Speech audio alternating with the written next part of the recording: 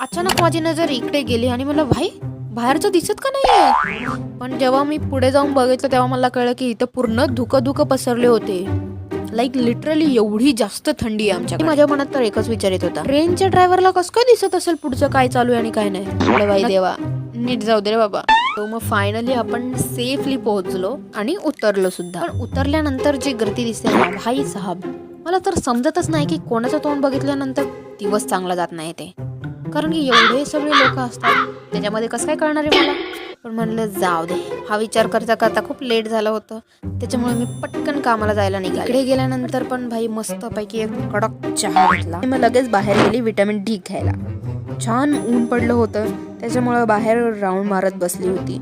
आणि उन्हात गेल्यानंतर मला जे भारी वाटलं ना, मस्तपैकी तिथेच राऊंड वगैरे मारले, थोडंसं धूप वगैरे घेतली आणि त्याच्यानंतर मग कामाला यायला निघाले, म्हणजे काम करायला बसले.